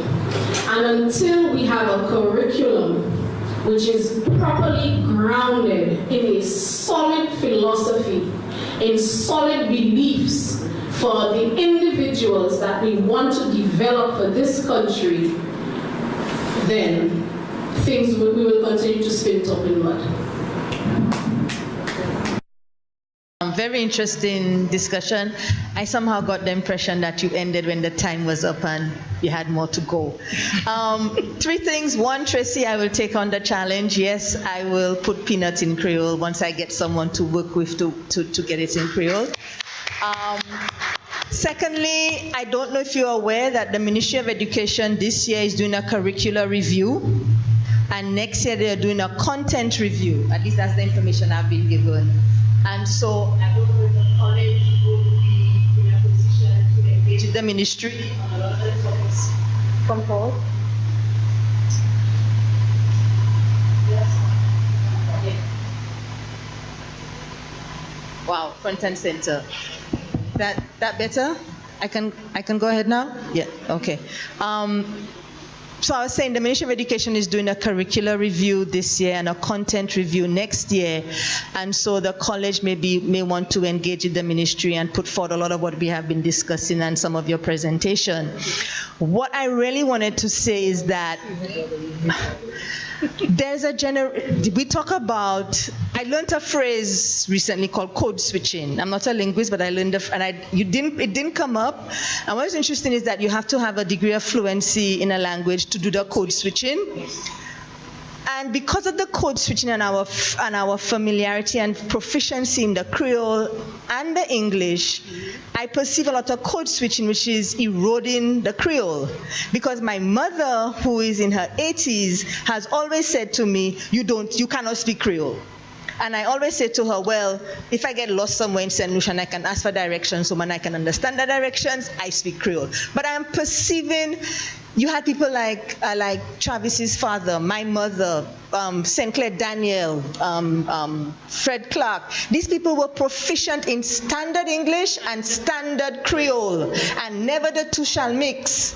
When my mother speaks Creole to me, she speaks Creole. There is no English in the sentence. When my mother is speaking English, she speaks English. There is no Creole in the English. So what is happening to us now that we have this bleeding into the two, which seems to be acceptable? And because I've been raised in a household where the two languages are spoke as, and they are given the respect and the distinction of being languages, that we as a society are accepting the hybridness, for lack of a better word, of what is happening. And I bring it up because you say about the policy on the language. The policy on language needs to enforce and reinforce that Creole is a language and English has no place in it, because there are words for it. So I wanted to put that on the table for you. It comes back to a question of competence in the languages. Individuals who are fully competent do not mix, who are truly balanced bilinguals. There are degrees of bilingualism. A truly balanced bilingual will not have to tap into another language to express himself in one. So we do recognize that there are St. Lucians who, because of deficiency, who have a certain level of competence in Kweyol, but because of deficiencies, especially the switching is because of vocabulary needs. They aren't familiar with certain words in Kweyol and will tap into English to fill the gaps. It's by the level of the degrees of bilingualism. You shouldn't forget loan words. I mean, we do sometimes have to go to another language, to get a language to fit yours. But it shouldn't be, every time you forget. I just wanted to add that in. And I know he needs waiting patiently.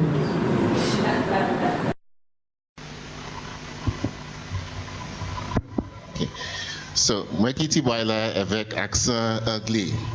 Et moi c'est petit boy là qui a parlé et m'a dit question moi en créole. Moi voulais dire un petit morceau parole. Créole pas bata. Créole camo. Imo me do.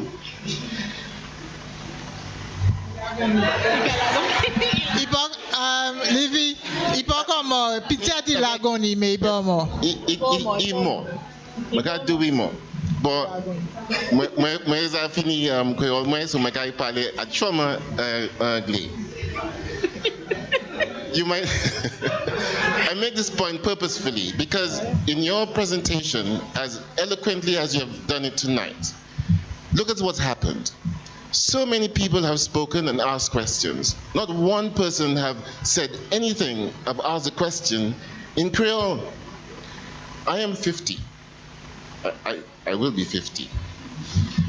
In 1988, Dame Paulette Weezy was my principal, and she started this discussion at A-level college about Creole. Today, we have effectively 3 St. Lucias: Shop on the north, the Castres Basin, and the south. You ask anybody 30 years and younger from the north, or I dare say, the Castres Basin, where is Vieux Fort? Where is Clark Street in Vieux Fort? Anyone here? Where is Clark Street in Vieux Fort? And they have no idea where Clark Street is in Vieux Fort. Okay? So, it goes back to essentially what has been important for us in our development. Now, you know somebody very well who is very dear to me. And if you ask that question, which you asked tonight about mother tongue, my wife, she will have no idea what you're talking about, because she grew up in a multilingual society. There's no such thing as mother tongue. At home, she speaks one language to her father, a different language to her mother, which is not the language that we speak in St. Lucia. Take Finland. The Finnish are the only people who speak Finnish. No one else does. Yet they have the best education system by far in the world. So I want to applaud tonight the bravery of Lindy, who in 1987, 1988 taught one boy French. In fact, he came from St. Mary's College, my best friend, as it happened at the time. He was the only person to do French in our year. Only person. Only French student, only male French student who came to A-level college. My dear, I think Imo, Criolla, Imo.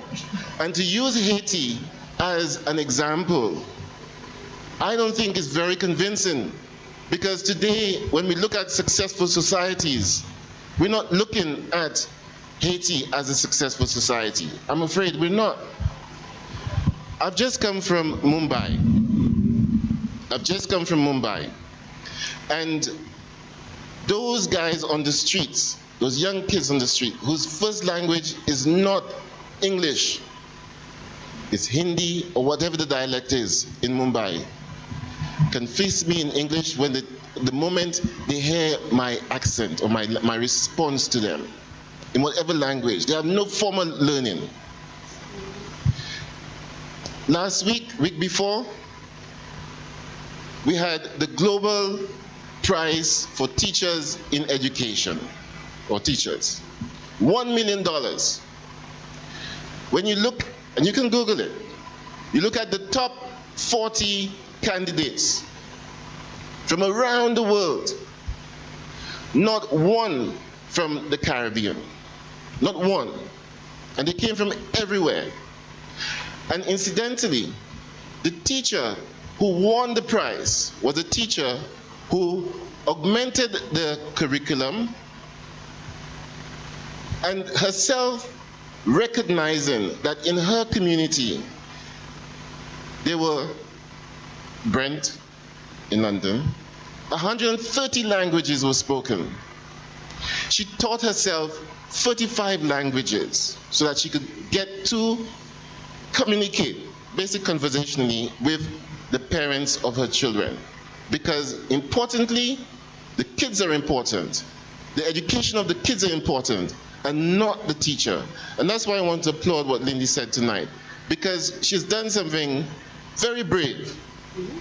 Standing up among teachers and telling them that you don't get it right and you need to do differently. Merci beaucoup. Okay, so we have a comment from online. You want to would you like to respond to? Can I? Yes, we're going to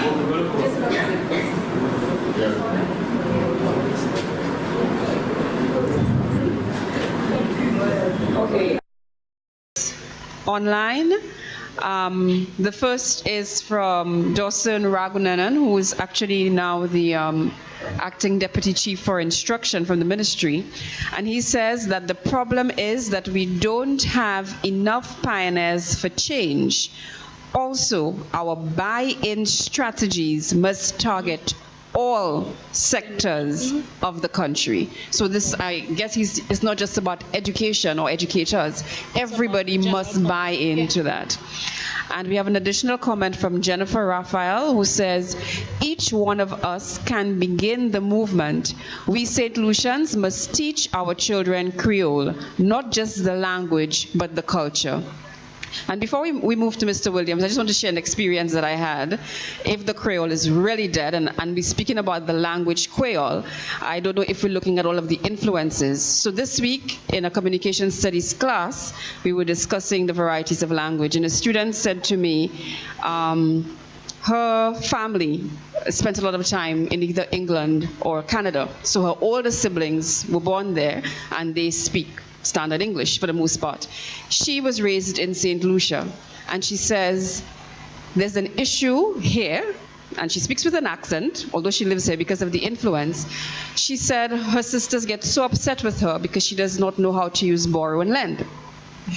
And she told me, Miss, it's because we only have one word in Kweyol. She doesn't speak Kweyol.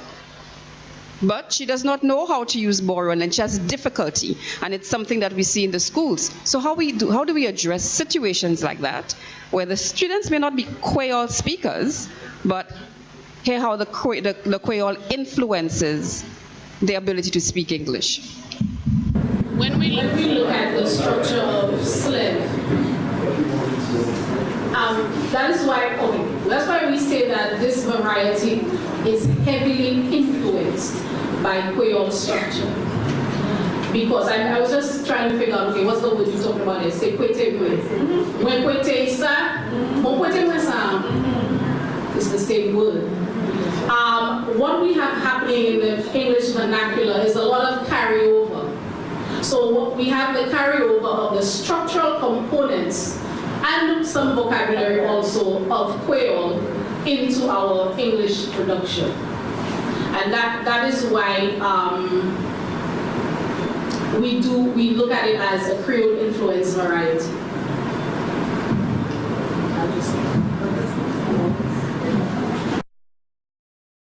Good night, everybody. Thank you very much, Doc. Sorry, I was at another meeting Sunday. Mr. Dolo, I'm going to take you to task about this technology change. My wife used to read for my children when they were still breastfeeding. So through all our children, they learned reading, the sounds of reading, when they were just babies at the breast. And she continued teaching and reading to them as they grew up. So reading was an integral part. That's the first one. And speaking as a principal of a secondary school in the 1970s, my catchment area was from Monrepo to Choiseul. So that's background Creole students. I told the students, you're quite free to speak Creole because I can understand Creole, so you can't say something I don't understand. So that was, you're quite free to speak all the Creole you want, but I want to speak good Creole. The first thing about the teaching here is that our teachers of English are very disturbed and upset. If they don't speak the language properly, how can they teach it? Even from teachers' college, when it was up here, you had the young teachers talking. My God, they can't talk English properly. So that's a problem. The other problem is the second language teaching. I had a member of my staff who did second language teaching. That's people whose first language was not French. I tried to persuade the ministry. City Guilds used to offer a program in second language teaching. I tried to persuade them to get that because most of the kids, their background were in Creole. You come from the area that they came from. They didn't. So what I did additionally, I built a library for the students. Best library after Sir Arthur in any secondary school had. Of course, they look at me as a pretty radical headmaster. We had a compulsory 1-hour reading lesson. You come to the classroom, I don't want to see anything, you have to have something to read. So you force them to read while they're in the classroom. The teachers did not separate the language from the literature. It was all language we were teaching, we were speaking, and so together. So that went well. And so this continual accent on having the students to read. You got the books to them, you give them the time in the classroom to do it. So then they did well. The only school that did better than us was a convent for a short while. Someone mentioned about teaching material. Mr. Michael Walker of Musings. He's prepared a lot of material in Creole. The ministry never bothered to. At his own expense, he prepared the material. It's still sitting there somewhere. And it's produced and it's ignored. Mr. Levine, what's the name there? Kweyol Pamo. Ipamo Pies. People who have not had a good background in education. You had them speak in English, but they have re-lexified the Creole. The words sounds are English, but my God is Creole they're speaking. Thank you very much.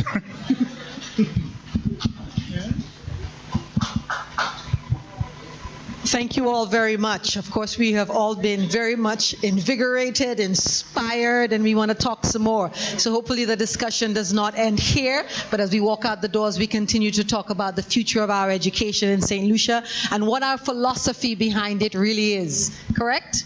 Would you ladies like to end with anything? Well, yes, I was saying, they have forgotten the moderator.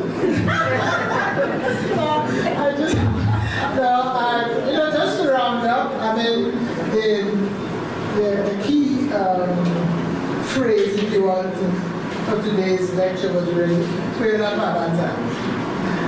Kweyol is not an illegitimate child in our, in our linguistic landscape. The question is, after today's this evening's lecture, are we convinced? Have we been encouraged? And the question now is, as Mrs. George said, when we leave here, what next? The whole question of language policy has been, bandied about. We just have to, at some point, somebody has to take the bull by the horn, the proverbial bull by the proverbial horn, and get to it.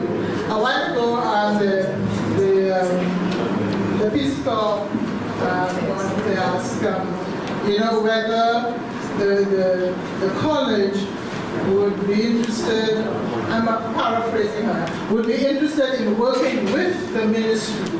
And I found it a bit odd if you say, the institution that's training the teachers would be so not involved in this curriculum review or content review that the question is whether the institution would be partnering with the ministry. And perhaps that is one of our problems with the system, with the education system, that is. But having said all this, I would like to thank you for this evening's discussion. I hope it has been of some use. And perhaps out of this, again, should come a group of interested, you don't have to be a teacher or educator, But, to come together and start the ball rolling as far as putting in place the Creole lexicon that you would need when the bell rings for introduction of Creole in schools. So, and it's not so very expensive, I mean, in Seychelles, they didn't spend 5 years putting the thing together. They did it year by year. They decided that it was going to be. The first year, they worked on year 1 and introduced it. The next year, they worked, during that year 1, they worked for year 2. I always think that our problem, our challenge, our problem here, and I know I'm taking a lot of time, but I figure out the stage. It's like, we really, for us, it is the grand design or nothing. I mean, the idea of doing things incrementally, doesn't sit well with us. We want the big picture, we want to dot every I and cross every T, and when we're satisfied, then we want to implement. But we need to start somewhere. We appreciate you very much. We appreciate it, right?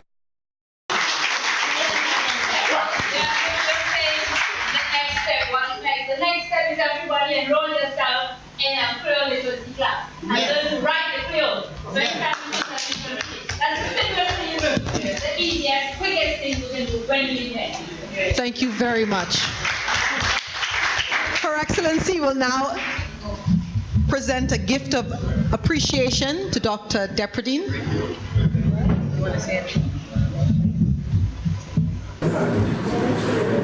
Yes, Dr. Depredine is one of the latest in the generation of Creole, I didn't even say apologists.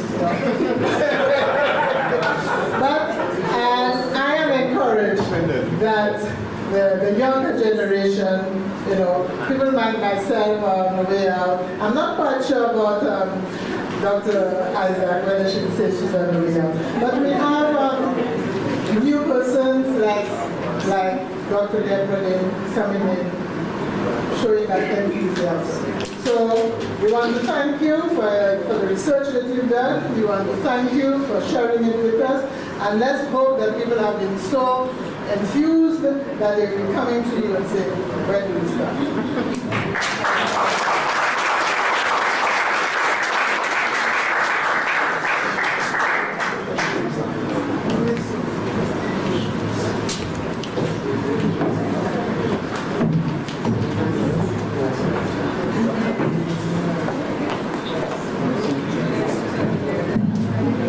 All right, we have about 10 more minutes in our presentation. I'd like to invite one of my favorite ladies to the stage, Mrs. Natalie Jolie Fanners, to say a few words about Lady Marjorie Thomas, former principal of the St. Lucia Teachers School and friend of SALCC, who passed away recently.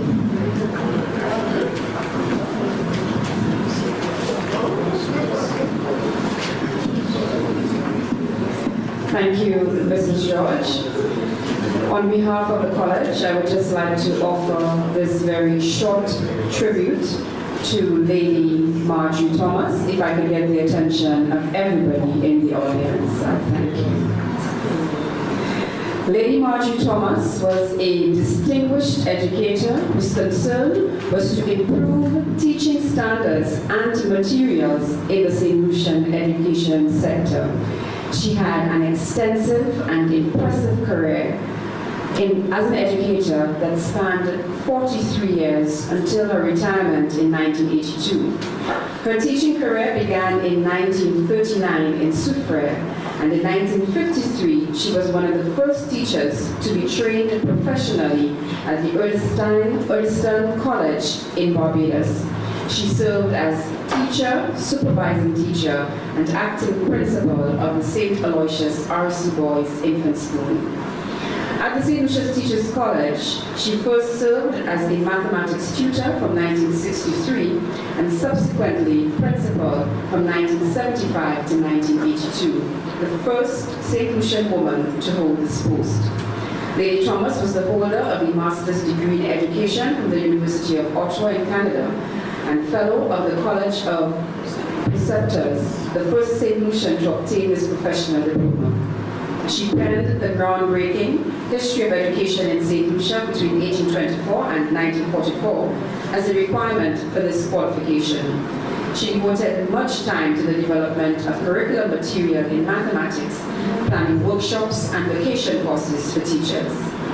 Post her retirement, Lady Thomas continued to show interest in the South Louis Community College and was an avid supporter of the college's activities. In her younger years, she would have been at such an event. Lady Thomas was the wife of former principal of the college and composer of St. Lucia's national anthem, Sir Lytton Thomas. The South Louis Community College celebrates the life of an outstanding educator of good repute who served the education sector with distinction. The college extends condolences to Sir Lytton Thomas and her family and friends. So that's the end of our tribute to Lady Thomas. May she rest in peace. And just one more thing before I leave. Just an advertisement for one of our departments here, our food and beverage students, the year 2 students, who will be graduating very soon or ending their course, usually put on an end of year event. And this year they have coined it Lucian Twist-Parade Dinner. So you are invited on April 27th to be part of that dinner at the Le Fort Restaurant, which is the training ground for our students. It begins at 6 p.m. and the tickets cost only $120 for a 6-course dinner. So please, you can contact the Division of Technical Education and Management Studies for your purchase of tickets. Thank you so much. Back to your Mistress of Ceremonies. Thank you very much. I'd like to take this opportunity for the vote of thanks. The Office of the Vice Principal, we would like to thank Dr. Merle St. Cleogis, the Vice Principal, Ms. Dora Henry of the same office, the Uprising Committee members, Mr. Vladimir Lucia, the Chairman of the Committee, Mr. Royston Emmanuel, Mr. Michael Hart, Mrs. Verna May Louisi, Ms. Natalie Jolie Fannis, and when it's nice, you say it twice, Ms. Dora Henry. Our partners, of course, we'd like to thank Flo, OECS, Valeri, Menage a Trois Wines, which we're going to be enjoying after when we invite you all to refreshments. ITS Coordinator, Mr. Crispin Blas, AV Technician, Mr. Garvin McDonald, Mr. Sean Field, Nexicon, and of course you, our audience in-house and our audience online. We thank you very much for engaging us this evening, for your enthusiasm, for your comments, for everything, for coming out and being with us. We thank you so much for being here. As Ms. Jolie Fanner said the last time, this is a date that we have every first Wednesday of the month. We meet here to have an intellectual conversation, discourse. You can also join us online at SALCC TV. So please join us there. And if you want to repeat the lecture, show it to your friends, share it. Then you can also find us on SALCC TV. Thank you. Closing remarks. As a college, we hope that we are achieving our goal to help faculty, researchers, and experts in their field to share their research and innovation to support the development of the mind of the society. Today, Google celebrates Maya Angelou's 19th birthday with an incredible Google Doodle. Anybody saw that? 90th. What did I say? 90th. Yes. I was actually at her 80th birthday party. I was privileged to have that honor. So for her 90th birthday, they did an incredible Google Doodle. Once you click on the doodle, we hear Maya Angelou reciting her famous poem, Still I Rise. So this morning when I woke up at 3 o'clock in the morning, I said to myself, we're doing uprising here at Sir Arthur Lewis Community College. And here Maya Angelou is speaking to me with this poem, Still I Rise. Sir Arthur Lewis Community College is trying to become a university college. We are writing our AD courses, our associate degree courses. We are facing financial difficulty. We are facing many difficulties, but we continue to rise.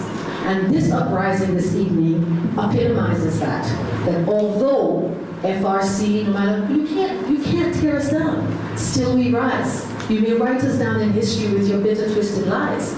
You may trawl the very dirt, but SALCC will always rise.